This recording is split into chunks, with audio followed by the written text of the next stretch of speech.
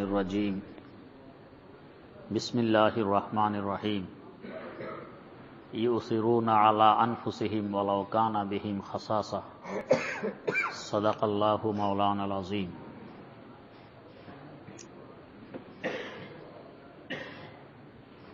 আমাদের মধ্যে দুইটি বস্তু আছে, দুইটি জিনিস আছে, একটি ভালো একটি মন্দ। ভালোটির নাম হইল কলব, দিল, হার্ট। মন্দটির নাম হইল নফস, কুপ্রবৃত্তি। এই দুইটি বস্তুর ভিতরে থাকার কারণে আমাদের দাম ফেরেশতাদের থেকে বেশি। কলব আমাদেরকে ভালো কাজের জন্য উদ্বুদ্ধ করে, নফস খারাপ কাজের জন্য উদ্বুদ্ধ করে। দুইটা দুই দিকে টানাটানি করে আমাদেরকে নিয়ে। আমরা যদি নফসের দাবি বাদ দিয়ে কলবের দাবি পূরণ করি, এটা হলো আমাদের গুণ। এই গুণের কারণে আল্লাহ রাব্বুল আলামিন আমাদেরকে ফেরেশতাদের থেকেও দামি বানাই দিয়েছেন। ফেরেশতাদের মধ্যে খারাপের কোনো দিক নেই, এরা শুধু বালাই করতে পারে, দুই দিকে টানাটানি নেই, যার কারণে ফেরেশতাদের দাম আমাদের থেকে কম।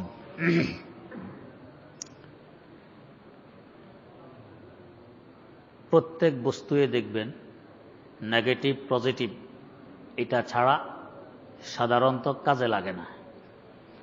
আল্লাহ রাব্বুল আলামিন সৃষ্টি করছেন প্রায় সৃষ্টিকে জোড়া জোড়া।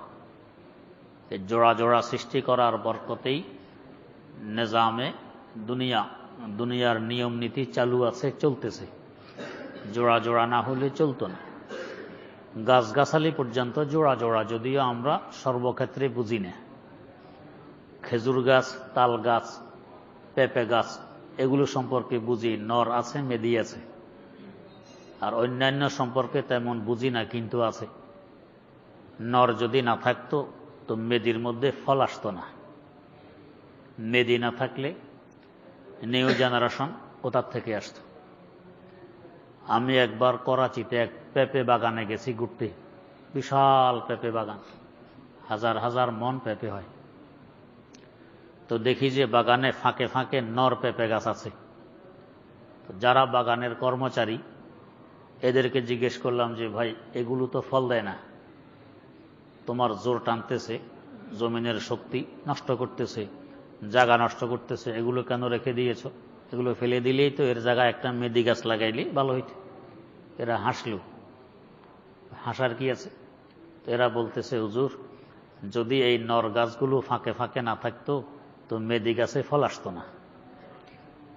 আমি তো এদের কথাকে প্রথমে ডিঙ্গিয়ে দিলাম যে ভাই, আমাদের বাড়িতেও তো আমাদের মা পেঁপে গাছ লাগান, কোনো নর গাছ বাড়িতে নেই, সব মেদি গাছ পেঁপে তো আসে। কোথাও না কোথাও নর গাছ আছে, ওই নর গাছ থেকে বাতাস এই মেদি গাছে লাগে, ওর বরকতেই মেদি গাছে ফল আসে, না হলে ফল আসতো না।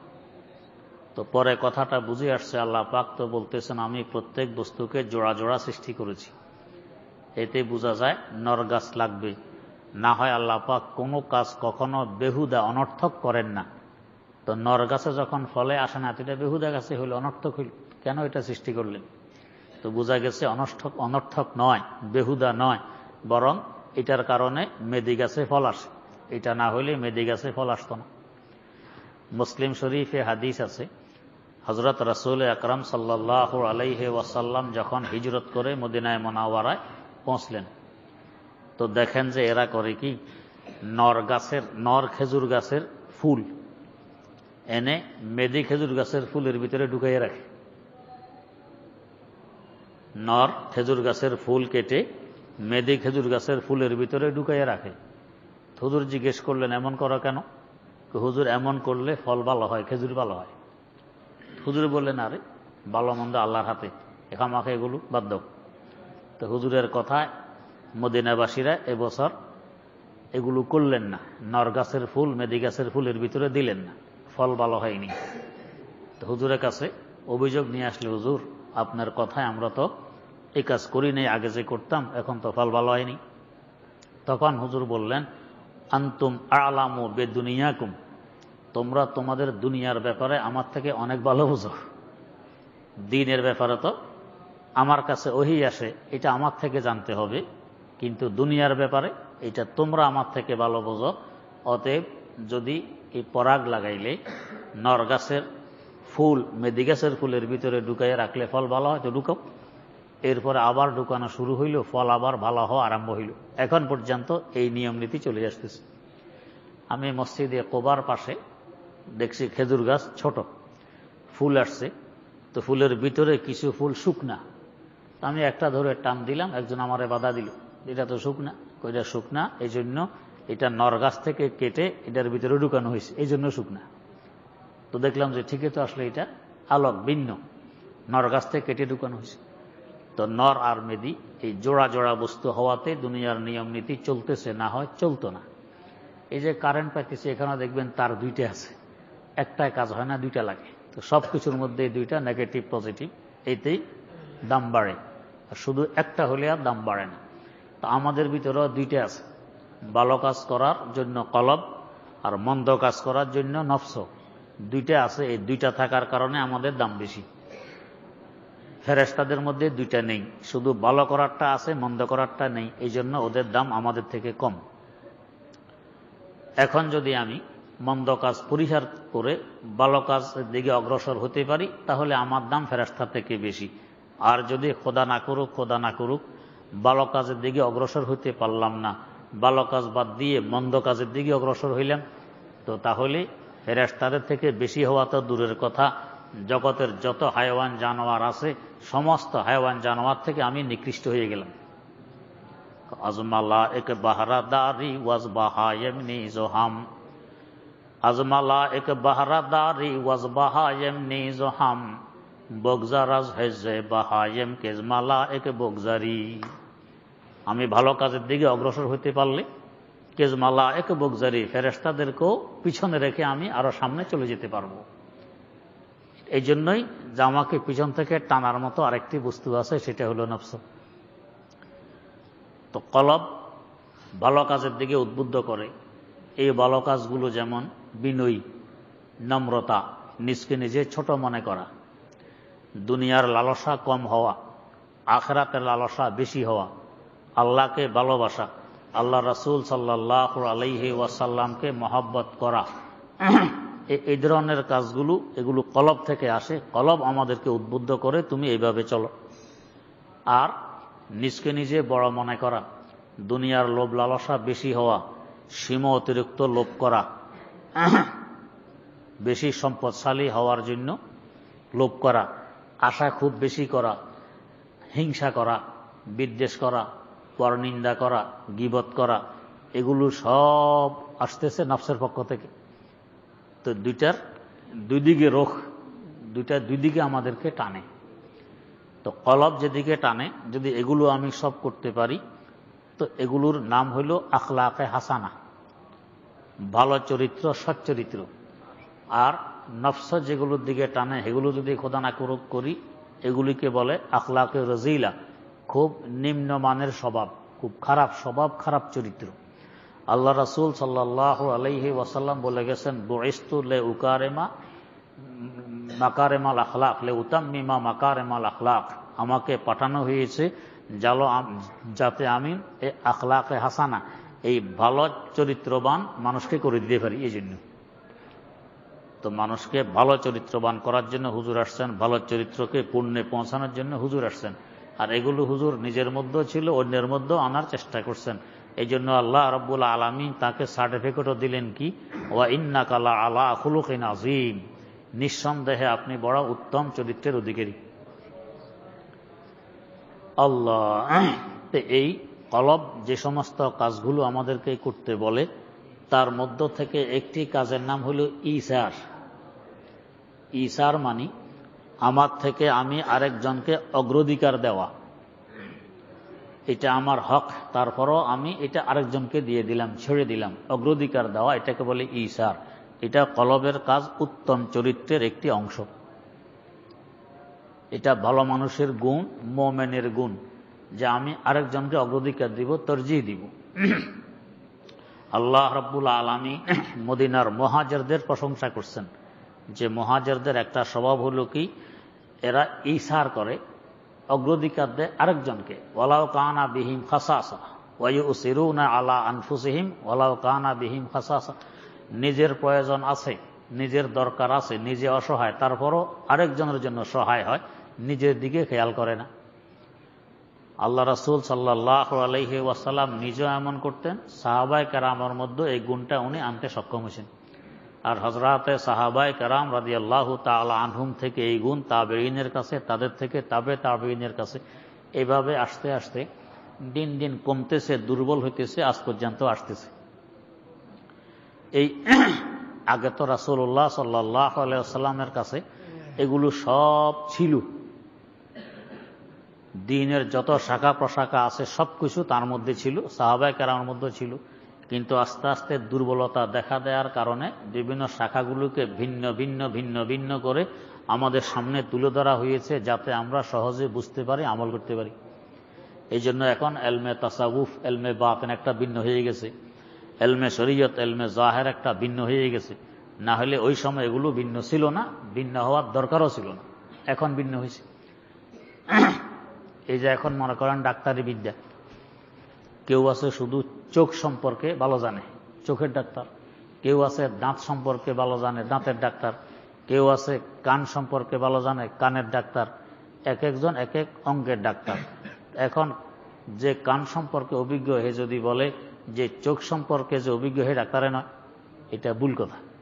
আর যে চোখ সম্পর্কে অভিজ্ঞ সে যদি বলে যে দাঁত সম্পর্কে অভিজ্ঞ, সে ডাক্তারে নয়, এটা ভুল কথা। সবাই ডাক্তার। হ্যাঁ, সকল থেকে যদি আমি তাআবুন নেই, সহযোগিতা নেই, তাহলে আমার দেহ পুরোপুরি ঠিক থাকবে।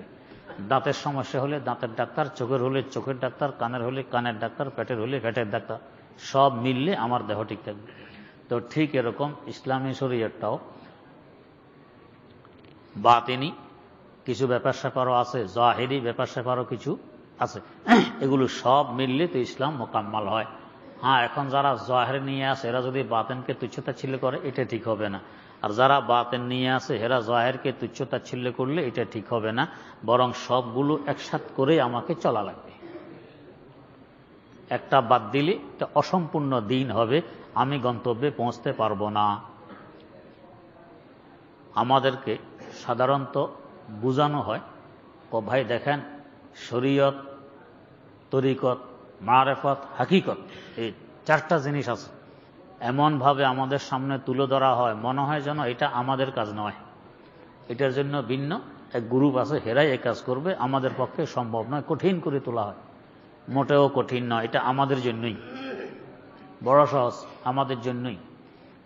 একটা দৃষ্টান্ত দিলে বুঝতে সুবিধা হবে।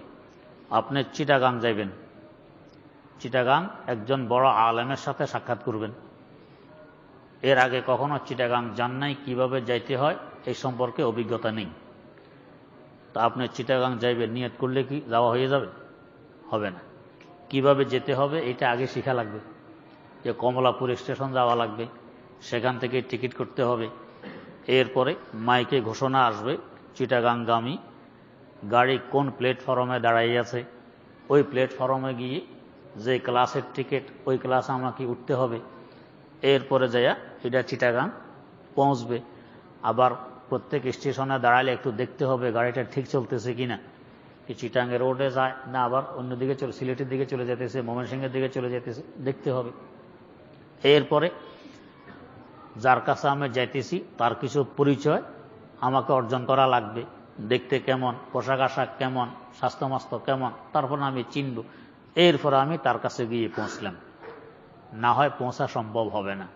তো এই যে আমি চিটাগাং যাওয়ার জন্য আগে এগুলো শিখলাম, টিকিট করা লাগবে, কমলাপুর যাইতে হবে, রেলগাড়িতে উঠতে হবে, এগুলো হলো সব শরীয়ত। এগুলো সব শিখার পরে আমি টিকিট করছি, গিয়ে গাড়িতে উঠছি, গাড়ি এখন চলছে চিটাগাংয়ের রাস্তায়। এটা হলো তরিকত, তরিকত মানে রাস্তা, এখন রাস্তায় চলছে। আর ওই যার কাছে আমি যাইতেছি তাকে যে আগে চিনে নিলাম, দাড়ি কি সাদা না কালো, চেহারা সুরত কেমন, পোশাক আশাক কেমন, যাতে চিনতে ভুল না হয়, এটাকে বলে মারেফত। এরপরে যখন ওনাকে পেয়ে গেছে, ওনার কাছে পৌঁছে গেছি, এটাকে বলে হাকিকত। হাকিকত মানে বাস্তবতা। এখন বাস্তবে পৌঁছছি, এর আগে সব ছিল থিওরি। এখন যদি কেউ টিকিট করছে ঠিকভাবে করে, রেলগাড়িতে উঠছে, যখন রেল চিটাঙ্গের দিকে চলছে, এখন মনে মনে বলে এই টিকিট এটা আমার পকেটে থাকবে, এই পকেট বোঝাই করে লাভ কি, এত জানলার দরকার কি, এটা ফেলে দিই। তো জানলা দিয়ে টিকিটটা ফেলে দিছে। কিছুক্ষণ পরে আসছে মোবাইল কোর্ট, কয় টিকিট কয়জি করছিলাম, তবে ফেলে দিছি। আপনার যদি গলা কেটেও বলেন, এরা বিশ্বাস করবে? কোনোদিন করবে না। এরা করবে কি, সামনের স্টেশনে আপনাকে নামাইয়া হ্যান্ডকাপ দিয়ে লালগড়ের ভিতরে, রেলওয়ের জেলখানা দেখছেননি? বিভিন্ন রেলওয়ে জংশনে রেলওয়ে জেলখানা থাকে লাল রঙের, এটাকে বলে লালগড়। ওইখানে নিয়ে বন্দি করে থয়, এরপরে বিচার যা হয় হবে, প্রথমে বন্দি এখানে। এখন এই লোক চিন্তা করতেছে, রওনা করলাম চিটাগাং, পৌঁছলাম লালগড়, ব্যাপারটা কি? আমি তো ঠিকঠাক গাড়িতে উঠছিলাম। ব্যাপার হইল টিকিট ফেলে দিছো, যে ব্যাপার বোঝো না? টিকিট যে ফেলে দিছো, এই অপরাধের কারণে তুমি লালগড়ে আসছো, চিটাগাং পৌঁছতে পারো নাই। তো ঠিক তেমনিভাবে এখন যদি আমি মারেফাতে যাওয়ার পরে শরীয়ত বাদ দিয়ে দিই, নামাজ রোজা এগুলো কোনো দরকার নাই, পর্দা ফুসিদার দরকার নাই, হালাল হালামের কোনো দরকার নাই, আমি তো মারেফাতে উঠছি, আমি তো তরিকতে আসছি, অসুবিধে কি?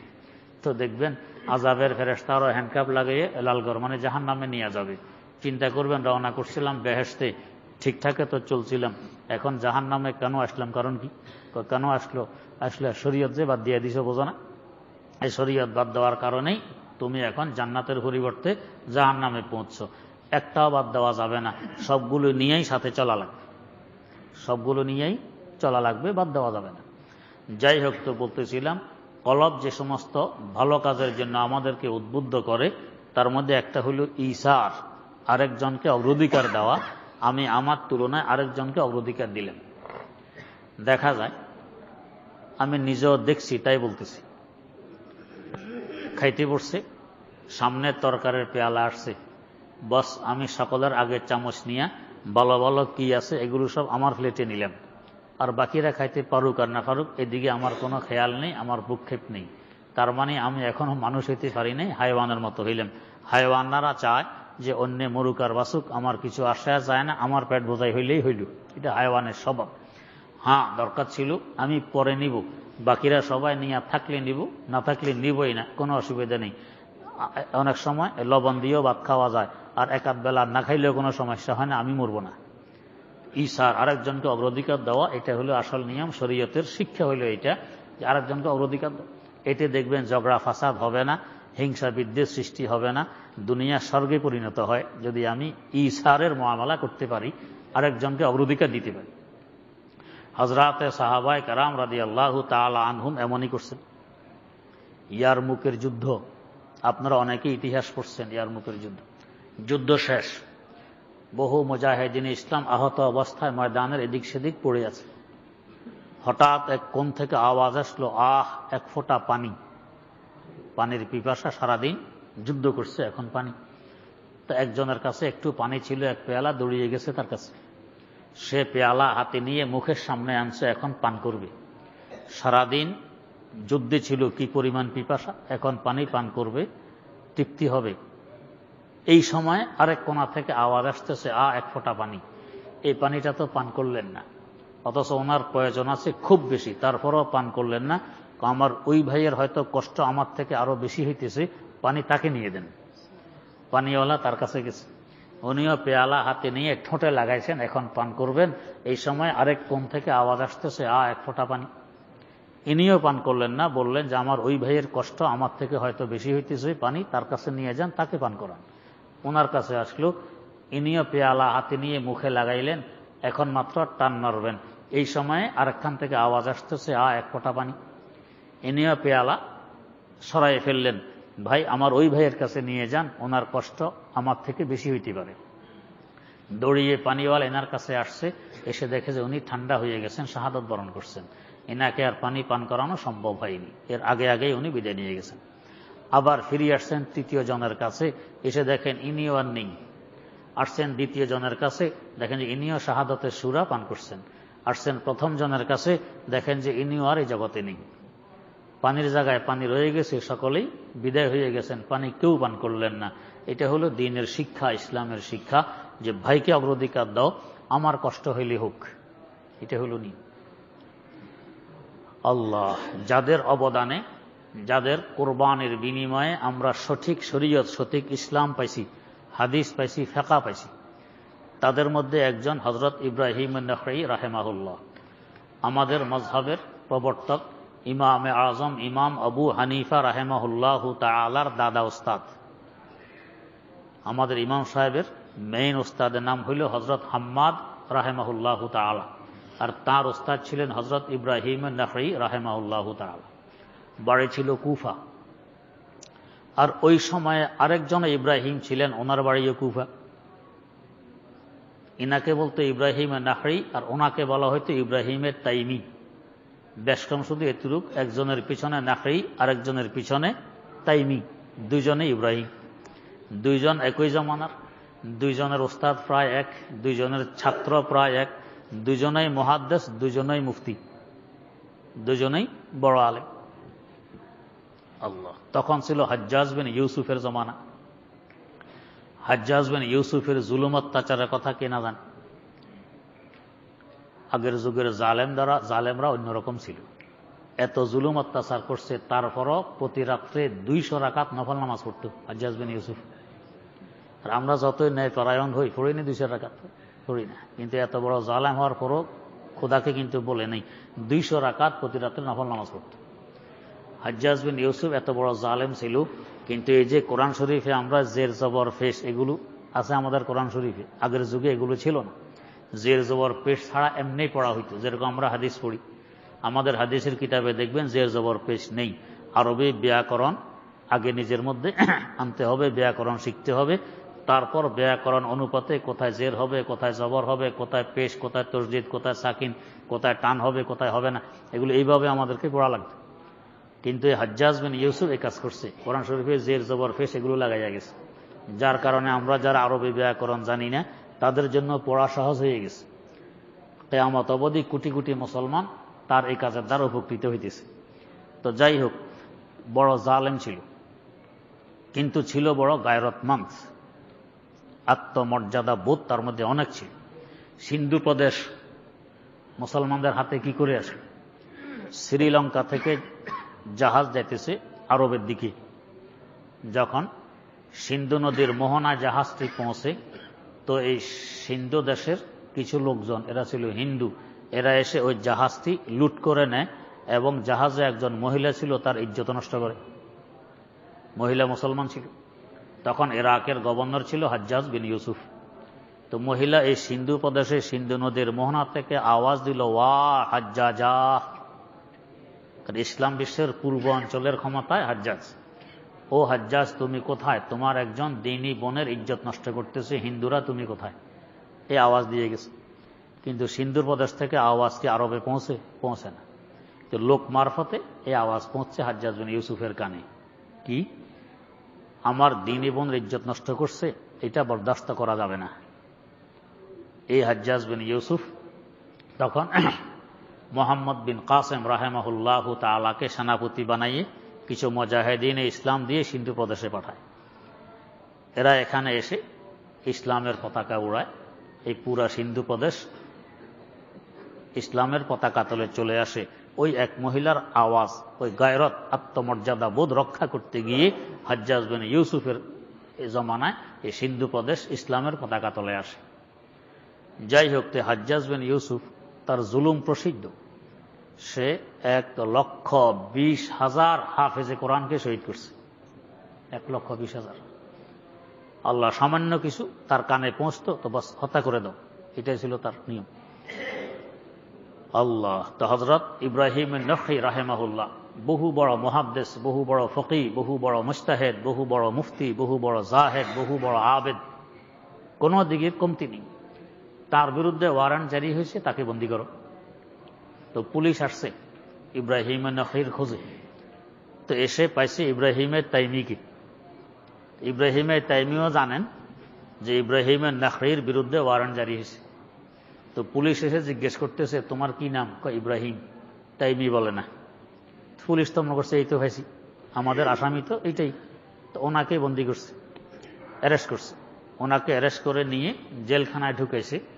জেলখানার নাম ছিল সিজনে দিমার, দিমারের জেলখানা। আর এই জেলখানার বৈশিষ্ট্য ছিল উপরে কোনো চাল, কোনো ছাদ ছিল না, চতুর্দিকে বেড়া আছে, উপরে চাল নেই, রোদ্রে পোড়ো, বৃষ্টিতে ভিজো। আর খাবার পুরা দেওয়া হইতো না, এই সামান্য খাবার দেওয়া হইতো যাতে কোনো রকম বাঁচে, এই পরিমাণ, এটা ছিল শাস্তি। তো ইব্রাহিমের তৈমিকে এনে এই জেলখানায় বন্দী করছে। ইব্রাহিমের তাইমির মাও জানেন যে আমার ছেলের বিরুদ্ধে ওয়ারেন্ট জারি হয়নি, ওয়ারেন্ট জারি হয়েছে ইব্রাহিম নাখির বিরুদ্ধে, কিন্তু মাও কখনো বলেননি যে তোমরা তো ভুল করছো, আমার ছেলে ইব্রাহিমে নাখি নয়, আমার ছেলে ইব্রাহিমে তাইমি, তোমরা ইব্রাহিমে নাখির পরিবর্তে আমার ছেলেকে কেন বন্দী করছো? মাও এ কথা বলে না, আর উনি নিজেও বলেন না। তো উনি এইভাবে জেলখানায়। বহুদিন পর মা একটু অনুমতি পেয়েছেন ছেলের সাথে সাক্ষাতের, তো মা গেছেন জেলখানায় ছেলের সাথে সাক্ষাৎ করতে। তো ছেলেকে যখন সামনে আনা হয়েছে, মা চিনতে পারেন না যে এটা আমার ছেলে, কারণ ওই কম খাবার দিত, এতে শুকাইতে শুকাইতে একেবারে হাড্ডি হয়ে গেছেন, আর রোদ্রে জ্বলতে জ্বলতে কয়লার মতো কালো হয়ে গেছেন। তো ছেলে চিনতে পারেননি, এটা মা চিনতে পারেননি এটা আমার ছেলে। তারপরও মা বলেননি যে আমার ছেলে তো ইব্রাহিমের তৈমি নখরি নয়, তোমরা ভুল করে আমার ছেলেকে নিয়ে আসছো, বলেননি। কেন বলেননি? ওই ঈসার অগ্রাধিকার, যে আমি জেলখানায় জেল বুকবো, এতে কিছু আসবে যাবে না, আমি ইব্রাহিমের তৈমি কষ্ট পাইলে মারা গেলে কি হবে আর কি যাবে। ইব্রাহিমের নাখি বহু বড় আলেম, বড় মুহাদ্দিস, বড় মুফতি, বড় ফকি, বড় মুস্তাহিদ, ও জিন্দা থাকলে দ্বীনের বহু কাজ হবে, বহু খেদমত হবে, ও নিরাপদে বাইরে থাকুক, কষ্টটা আমি বুক করি। এইভাবে তিনি দুনিয়া থেকে বিদায় নিয়ে গেছেন। তারপরও বলেননি আমি ইব্রাহিম নখি নই, আমি ইব্রাহিমের তৈমি, বলেননি। কেন? ওই ঈসার আরেকজনকে অগ্রাধিকার। এটাই হলো ইসলামের শিক্ষা, ইসলামের নিয়ম, যে নিজে কষ্ট ভোগ করো, আরেকজনকে শান্তি দেওয়ার চেষ্টা করো, এতে দুনিয়া স্বর্গে পরিণত হয়, শান্তিতে পরিণত হয়। আজ দেখা যায় আমরা গাড়ি ঘোড়াতে চড়তেছি, বাসে উঠছি, তো হয়তো আমি আগে উঠছি, আমার পাশে আরেক সিট খালি আছে, ডবল ডবল সিট থাকে, তো 1.5 সিট আমি দখল করে বসছি, আর পাশে যে জন আসছে এই বেচারা অর্ধেক তার বাইরে, অর্ধেক কোনো রকম সিটে লাগাইয়া রাখছে। এই কষ্ট হইতেছে, আমার মধ্যে একটু অনুভূতিও আসে না যে আমার ভাইয়ের কষ্ট হইতেছে, আমি কেন 1.5 সিট দখল করে রাখলাম, আমি একটু চাপলে আরও চাপতে পারি। আর যদি মাঝে মধ্যে হে একটু সাহস করে বলো ভাই একটু চাপেন, কোথায় চাপবো, আর তোমার মাথায় জায়গা আছে, তুমি দেখো না, উল্টা তার সাথে ঝগড়া। দরকার তো ছিল, তার বলারও প্রয়োজন ছিল না, আমি নিজেই আমার মানবতার খাতিরে যে পরিমাণ সম্ভব এই পরিমাণ চেপে যাব, যাতে আমার ভাই আরামে বসতে পারে। এটাকে বলে ঈসার। এটা হলো আমাদের কলবের তাকাজা, এটা আমাদের কলবের দাবি। আর নফস বলে যায় না, পারলে পুরা সিট দখল করে বসো, বাড়াও হেরে কম দিবে, আরেকবারও বসতে দিবে না, নফসে বলে এইটা। তো আমরা কলবেরটা বাদ দিয়া নফসেরটাকে ধরছি। মানুষ কি করে হইলাম? সুরত ধারণ করছে মানুষের, বাস্তবে মানবতা এখনো ভিতরে আসে নাই। খুলুকে আজিম আর খুলুকে হাসানা, আখলাকে হাসানা, ভালো চরিত্র আমার মধ্যে এখনো আসেনি। হ্যাঁ, যদি আমি কষ্ট হইলে আমি কষ্ট ভোগ করলাম, যত চিপা যায় চিপলাম, তারপরও আমার ভাইকে একটু আরামে বসার সুযোগ করে দেই, তো তাহলে বুঝতে হবে হ্যাঁ আমার মধ্যে আলহামদুলিল্লাহ মানবতা আসছে। আল্লাহ, একজন বড় বুজুর্গ হজে রওনা করছেন, সাথে কাফেলা আছে, হজ যেতেছেন। তো এক জায়গায় তাঁবুটা নেই। এই যুগের নেই তো আর প্লেন ছিল না, পায়ে হেঁটে কিংবা উটের পিঠে সাওয়ার, ঘোড়ার পিঠে সাওয়ার, এভাবে আস্তে আস্তে যাইতে হইত। আর বড় বড় কাফেলা একসাথে যাইত, একা একা যাওয়া সম্ভব হইতো না, চোর ডাকাতের খুব ভয় ছিল। তো কাফেলা সহ হজে যাইতেছে। তো এক জায়গায় তাঁবু টানাইল, তাঁবু টানাইয়া 2-3 জনকে পাঠাইলো বাজারে, বাজারে যাও, বাজার করো, পাকশাক করে এখানে খাইতে হবে। তো ওই বুজুর্গ আছেন বাজারে যাওয়ার পার্টির সাথে। একখানে গিয়ে দেখেন এখানে ময়লার স্তূপ, একটা মরা গাদা পড়ে আছে ময়লার স্তূপে, মরা গাদা। তো দেখতেছেন যে একজন মহিলা আসতেছে গাদার দিকে, হাতে একটা ছুরি, তাও বৃদ্ধা মহিলা। তো বুজুর্গ বৃদ্ধা মহিলা আসতেছে, হাতে ছুরি, গাদার দিকে, দেখি তো কি করে। তো দেখতেছি গাদার একটু চামড়া সরাইয়ে ভিতর থেকে একটু গোশত বের করে একটা থৈলিতে নিয়ে রওনা করছে। এই মহিলা এই মরা গাদার গোশত নিয়ে রওনা করলো, তাও পুরাটা নিল না, সামান্য একটু নিল, ব্যাপার কি? এই বুজুর্গ বাজার বাদ দিয়ে তোমরা বাজারে যাও, আমি পরে আসতেছি তাঁবুতে। ও মহিলার ফিসি ফিসি দেখি কি করে। তো দেখে যে মহিলা এক ঝুপড়ি ছিন্ন ছিন্ন ঘর, সেখানে গিয়ে ঢুকলো, সেখানে তার আরো 2 জন মেয়ে আছে। তো মাকে আসতে দেখে মেয়েরা একটু আনন্দিতা, একটু খুশি, মা কোনো ব্যবস্থা হয়েছে। তো বলতেছে, মা ব্যবস্থা আর কি হবে, একটা মরা গাদা পাইছি দেখছি, এই জন্য ছুরি নিয়ে গেছি, যেই পরিমাণ খাইলে আমরা এখন মরব না, অন্তত এই পরিমাণ গোশত নিয়ে আসছি, এটা পাকাইয়ে আজকে আমাদেরকে এটাই খাইতে হবে। বুজুর্গ শুনতেছেন। এই কথা শোনার পর বুজুর্গ ডাক দিলেন। মহিলা জবাব দিল, বলল যে তোমার স্বামী কোথায়? তো আমার স্বামী অমুক জেহাদে গিয়ে শহীদ হয়ে গেছে। স্বামী শহীদ হয়ে গেছে, জীবিকা নির্বাহের কোনো ব্যবস্থা নেই, কোথাও কোনো কাজকর্ম পাই নাই, কিংকর্তব্য বিমূঢ় হয়ে আজ এই রাস্তা অবলম্বন করছি, মরা গাদার গোশত একটু কেটে নিয়ে আসছি। তো বুজুর্গের কাছে 600 দিনার ছিল, 600 স্বর্ণ মুদ্রা। তো বললেন যে, মা আজ থেকে তোমাকে আর এই মরা গাদার গোশত খাওয়া লাগবে না, কষ্ট করা লাগবে না, এই নাও পুরো থৈলি তোমাকে দিয়ে দিলেন। তো থৈলি তো ওই বুড়িকে দিয়ে চলে আসলে, এখন হজ যাবে কি করে? সাথীদেরকে এসে বলতেছে, ভাই আমি হজে এবছর যাব না, আল্লাহ পাক তৌফিক দিলে আগামী বছর যাব। সাথীরা যতই বুঝাইল কয় না, টাকা যে দিয়ে আসছেন এটা আর কর নাই কারো কাছে। তো বস কাফেলা চলে গেছে হজে, উনি ফিরে চলে আসছেন বাড়িতে। কাফেলা হজ করতে গিয়ে দেখে যে ওই বুজুর্গ যে বলল আমি হজে যাব না, আগামী বছর যাব, তওয়াফ করতেছে, মাতাফের মধ্যে তাকে দেখা যায়। শাড়ি করতে গেলে দেখে সে শাড়ি করতেছে, আরফাতের ময়দানে গেলে দেখে আরফাতের ময়দানে সেও আছে, মিনা মুজদালিফা সেও আছে। কিরে আমাদেরকে ধোঁকা দিল, আর জিজ্ঞাসাবাদ করলে কথাবার্তা কয় না, চুপচাপ। ব্যাপার কি, আমরা কি দোষ করলাম তার কাছে, কথা কয়। হজ করে ফিরে বাড়িতে আসছে, আয়সা কাফেলা আবারও বুজুর্গের বাড়িতে গেছে, যা ডাক দিয়েছে বুজুর্গ বেরিয়ে আসছে। তো বলতেছে, ভাই কি অন্যায় আমরা করলাম, বুঝতেছি তো না, আমাদেরকে ক্ষমা করে দাও, আমাদের সাথে হজে গেলা না, ভিন্ন গেলা, কারণটা কি? না ভাই আমি তো হজে যাইনি, আগামী বছর আল্লাহ তৌফিক দিলে যাবো। এখনো তুমি দোকামি করতেছ, তোমার আমরা মাতাফে দেখলাম তোয়াফ করতেছ, সাফা মারোয়া দেখলাম শাড়ি করতেছ, মিনা মুজদালিফায় দেখলাম ওকুফ করতেছ, আর এখানে বলো তুমি আগামী বছর যাইবে। ভাই সত্য কথা বলো। এখন বুজুর্গ বলতেছেন, না ভাই আমি আসলে হজে যাইনি, আমরা তোমাকে দেখলাম। তো পরে খোঁজ হইল যে আসলে বুজুর্গ যান না, ফিরে চলে আসছেন, কিন্তু ওনার এই ঈসাস, নিজের উপরে আরেকজনকে যে অগ্রাধিকার দিলেন, ওই ক্ষুধার্ত মহিলাকে যে সাহায্য করে চলে আসলেন, আল্লাহ পাক তার সুরতে একজন ফেরেশতা পাঠাইয়া হজ করাইয়া সওয়াবটা তার আমলনামায় দিয়ে দিয়েছেন। তো ওনারা তো দেখতেছেন এই হজ করতেছে, তওয়াফ করতেছে, ওকুফ করতেছে, সবকিছু, আসলে তো ইনি না, ওনার সুরতের ফেরেশতা, এই জন্য জিজ্ঞাসা করলে কথাবার্তা কয় না।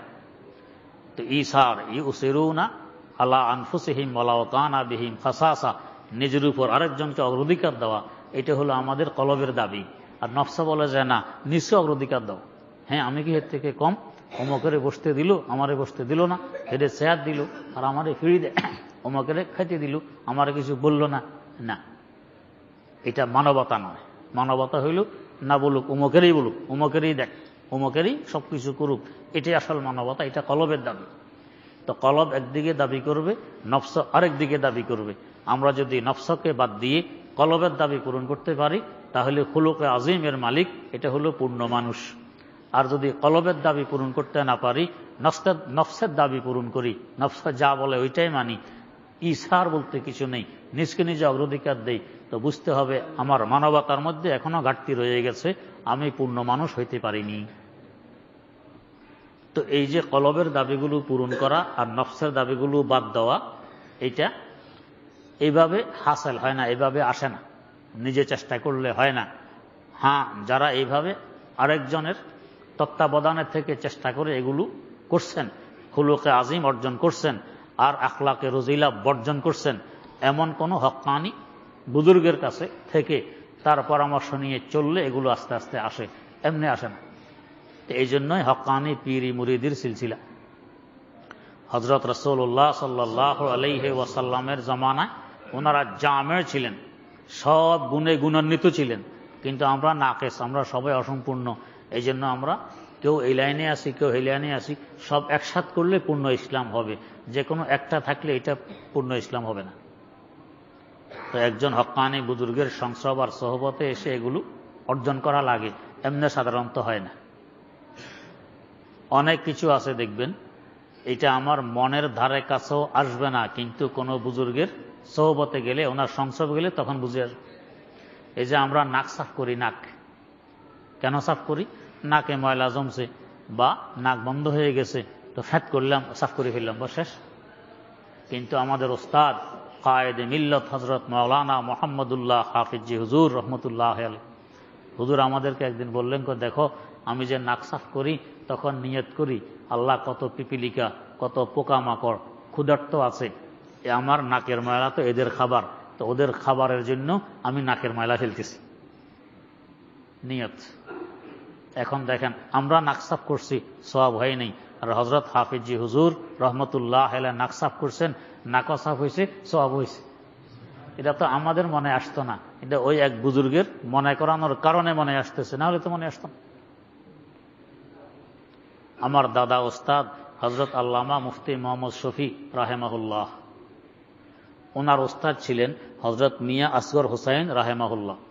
দারুল উলুম দেওবন্দে আবু দাউদ শরীফ পড়াইতেন, বড় সাহেবে কাশফ কারামাত, বুজুর্গ, বড় বুজুর্গ।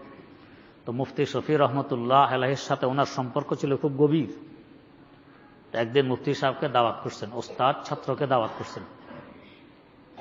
আমরা তো চাই যে ছাত্র নিয়ে আমরা দাওয়াত দেয়, কিন্তু ওস্তাদ উল্টা দাওয়াত করতেছেন ছাত্র। এরাই বাস্তবে ওস্তাদ, এরাই বাস্তবে বড়। আল্লাহ, আমি যখন করাচি থেকে দেশে আসছি, আমার এক ওস্তাদ হযরত মাওলানা আব্দুল ওদুদ রহমতুল্লাহ আলাইহি, ওলামা বাজার হযরতের খলিফা, তো হুজুরের দাওয়াত করছেন, হুজুরের বাড়িতে খানা খাইতে যাইতাম দুপুর। আল্লাহ, তো আমি যাওয়ার সময় আরেক হুজুরের সাথে সাক্ষাৎ করে যাব, এই হুজুর বাড়িতে নাই। অপেক্ষা করতে করতে করতে করতে আসরক্ত হয়ে গেছে। তো আসর পড়ি তারপর গেছি, যে হুজুরে দাওয়াত করছেন হুজুরের বাড়িতে। তো যাইতে দেখি হুজুর বাড়ির দুয়ারে দাঁড়ানো, বড় পেরেশান। তখন তার মোবাইলের যুগ নেই, মোবাইল টোবাইল নেই। হুজুর বলতেছেন, তো আমি একবার ঘরে, একবার বাড়ির দুয়ারে, একবার ঘরে, একবার বাড়ির দুয়ারে, আপনার অপেক্ষায় আসতেছেন না কেন? কি হয়েছে? অসুস্থ হয়ে গেলেন কিনা, না পথে কোনো অসুবিধা হয়েছে? বড় পেরেশান, আমিও তো এখনো খানা খাইনি। আহা, একজন ছাত্র, তা কিরকম ছাত্র, পায়ের ধুলি সমানো নয়, এরকম একজন ছাত্র, আর ওস্তাদ বলতেছেন আমিও তো খানা খাই নাই, শুধু পেরেশান, একবার বাড়িতে যে একবার বাইরে আসি, আপনি আসতেছেন না কেন? আল্লাহ।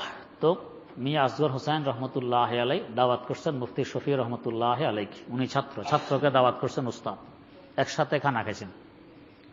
তো খানা খাওয়ার পরে মুফতি শফি রহমতুল্লাহ আলাই ছাত্র দস্তরখান গুছাইতেছেন। তো ওস্তাদ বলতেছেন মিয়া আসগর হোসেন রহমতুল্লাহ আলাই को आपसे दस्तरखान उठाना आता भी है, দস্তরখান কিভাবে উঠাইতে হয় এটাকে আপনি জানেন? কে বলে কাকে বলে? উনি তখন মুফতি আজম হিন্দ, পুরা ভারতবর্ষের গ্রান্ড মুফতি, সবচেয়ে বড় মুফতি, আর ওনাকে বলতেছে আপনি কি দস্তরখান উঠাইতে পারেন? তো দস্তরখান উঠাতে পারার কি আছে, উঠে নিলে তৈরি। কই নেই, मैं उठाता हूं, आप देखें कैसे उठाना होता है। তো আমি উঠাইতেছি, আপনি দেখেন কিভাবে দস্তরখান উঠাইতে হয়। তো মুফতি সাহেব বলতেছেন, আমি তাকাই রইলাম। হুজুর করলেন কি, খানার শেষে ফল খাইলাম, ফলের চামড়ার ছিলকাগুলো এক জায়গা নিয়ে রেখে দিলেন। ওইখানে কার ছাগল আর গরু আসে কেন? হুজুরে ফল রাখছেন, ফলের চামড়া, তো ছাগল গরু এসে ওগুলো খাইতেছে। তো এরপরে রুটির টুকরা যেগুলো একটু বড়, কিনারায় কাঁচা থাকে, পোড়া থাকে, এগুলো খাওয়া নিষেধ, খালি পেটের সমস্যা হয়। তো এগুলো হুজুরে নিয়ে বারান্দার চালের উপরে ফেলে দিলেন। সেখানে কাক কতগুলো উড়াউড়ি করতেছে, কাকের মনে হয় ঈদ, এরা কা কা করে সব আসলে এগুলো খাইতেছে খুব আনন্দের সাথে। এরপরে হাড়গুলো আরেক জায়গায় নিয়ে রাখলেন, তো এখানে কুকুর দুইটা হাড়গুলো খাইতেছে খুব আনন্দ। মাছের কাটা আরেকখানা রাখলেন, বিড়াল খাইতেছে। এরপর যে রুটির গুঁড়িগুলি করছে, এগুলো নিয়ে ঝাড়লেন, যেখানে পিপিলিকা মাটি তুলে রাখছে, এখানে পিপিলিকার বাসা আছে, ওইখানে ঝাড়লেন। এখন পিপিলিকা ও মুখে নিয়ে নিয়ে গর্তে ঢুকতেছে। এইভাবে এক এক বস্তু এক এক জায়গায় হুজুরে রাখলেন। এরপরে বললেন, দেখেন দস্তরখান ইস তরহ উঠানা হতা হয়, দস্তরখান এইভাবে উঠাইতে হয়। আল্লাহর মাখলুকদের জন্য কি খেয়াল, নিজেরাও খাইছেন, সওয়াব হয়েছে, আর দস্তরখান উঠাইতেছেন, এটাও পুরো ইবাদতে পরিণত হয়ে গেছে। এরকম আরেকজন বুজুর্গের সংস্রবে না গেলে এগুলো সাধারণত হয় না, নিজে নিজে এগুলো করা যায়। আল্লাহ রাব্বুল আলামিন আমাদের সকলকে এই ঈসার আরেকজনকে অগ্রাধিকার দেওয়ার মতো গুণে গুণান্বিত করে উভয় জাহানে ধন্য হওয়ার তৌফিক দান করুন। সুবহানাকাল্লাহুম্মা ওয়া বিহামদিক, আশহাদু আল্লা ইলাহা ইল্লা আনতা, আস্তাগফিরুকা ওয়া আতুবু ইলাইক।